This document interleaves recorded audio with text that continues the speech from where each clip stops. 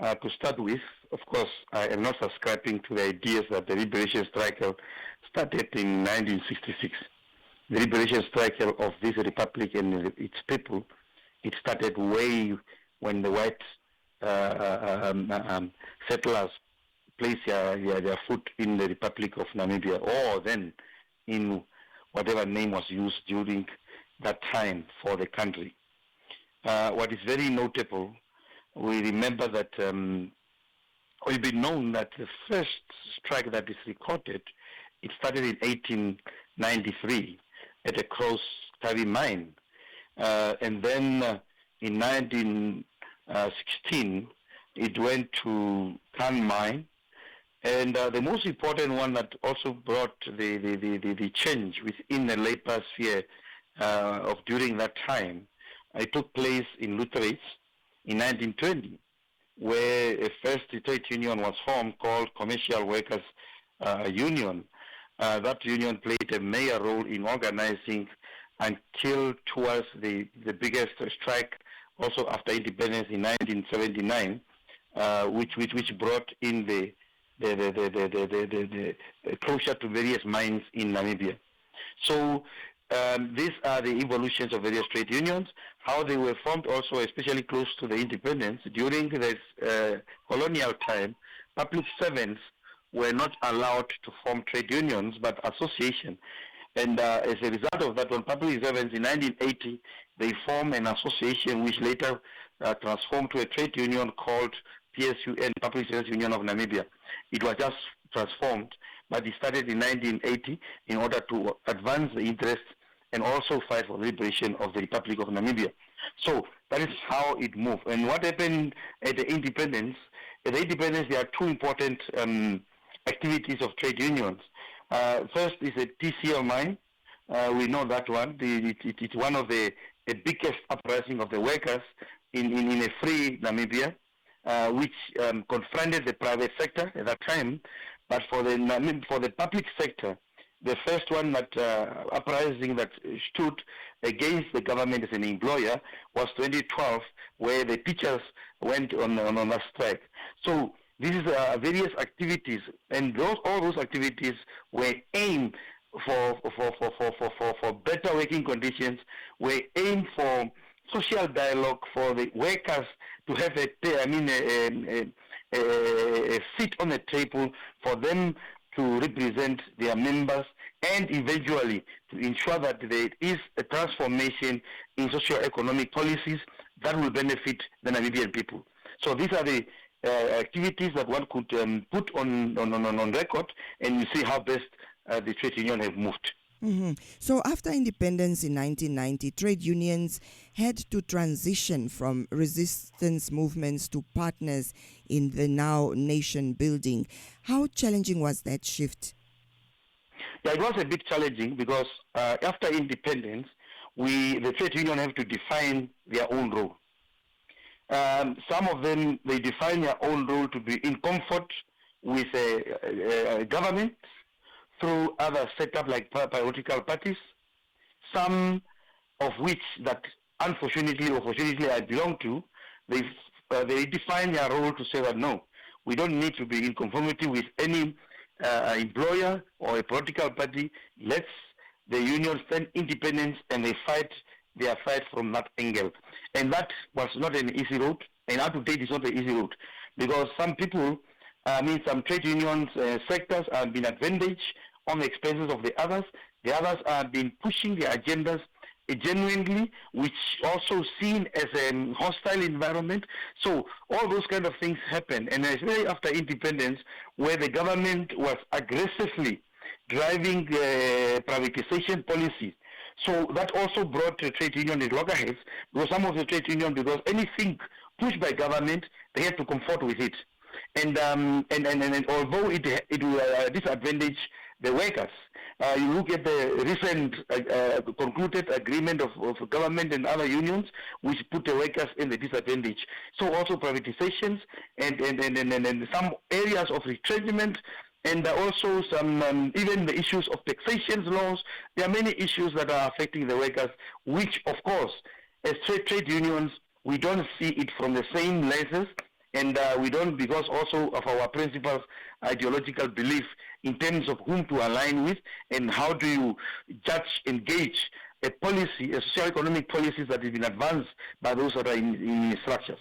Now, talking about alliance, over the years we have seen or heard debates that have emerged about unions being closely aligned with political parties. How has this affected their independence as well as their credibility? Yeah, for me, I'm an outsider in that kind of thing because I'm not a believer of a trade union to affiliate and be in the pocket of a political party or a soccer team or a church.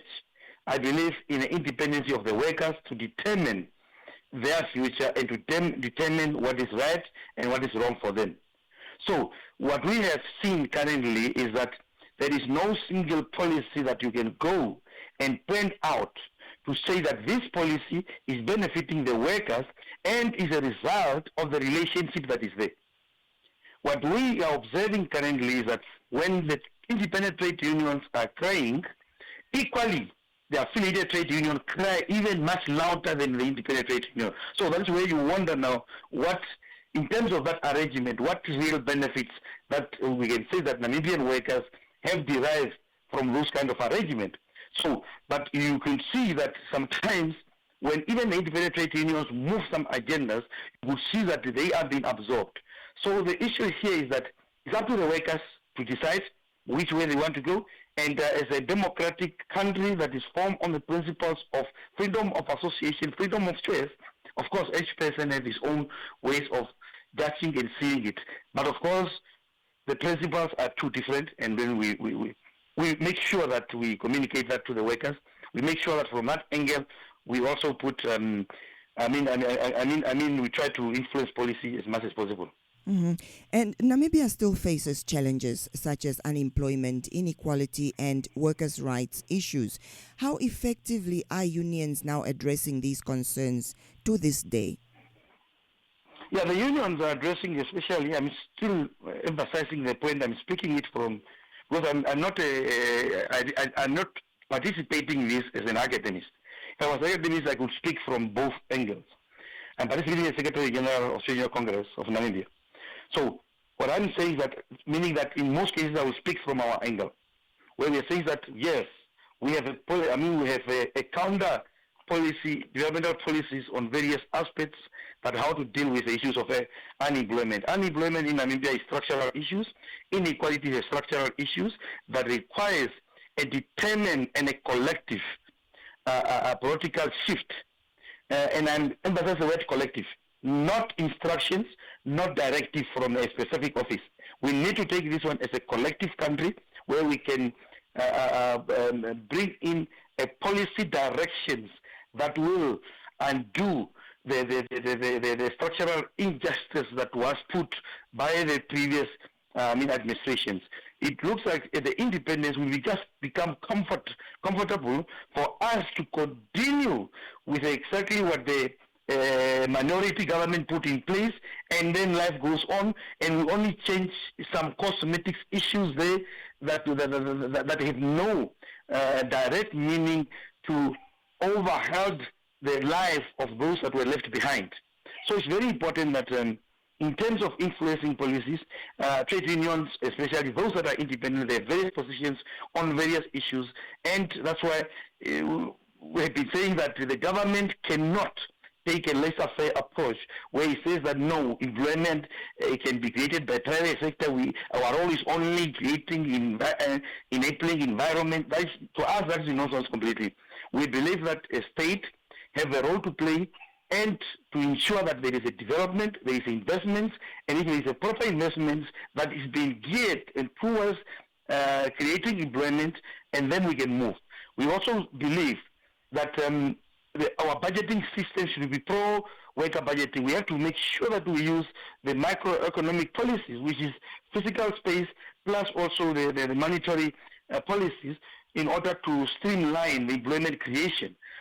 But these are structural issues that need to be dealt with, and in what we have observed over the 36 years or 37 years now, we are seeing that that the government is a bit found it uncomfortable But unfortunately, how comfortable it be seen, that is the way to go. Otherwise, we will remain the second highest unequal society. We will remain dealing with the employment issues and many more. So it's very important that we need to take a concrete and shift in our policies in order to address the structural injustice that was created. And finally, what message would you like to share with young workers about the importance of organized labor in protecting their rights? One thing that I want to leave to the young people, they should know one thing. Government has a power of making policies. Government can pass a law even tomorrow in parliament and say that all of us, we must walk naked. They have that power. And if you are having found with a trouser or a skirt, you can be arrested because you violated the law. So they have that power of making policies. Business people have a power of money. We know how they corrupt the system because they have the capital. The only power that the workers can have and the villagers have, it is through their unity. Collective workers is only the power that they have.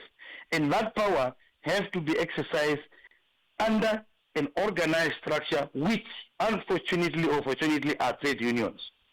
So for those workers, especially those of white collar, believe that my degree can speak for myself. You are lying to yourself. The most important thing is we are tripartite structures in the economy. We have the workers who have only one power. What is that power? Is unity and solidarity. We have business who have power of capital, money, which can use that money to do whatever they want to do under the sun. And we have government who have the power of making policies, whether bad or good as they are, and to use the state machineries even to crack down on the workers. So, but if we stand together as workers under trade unions, then we know that we can be on the table and we can influence policies that are required to be influenced.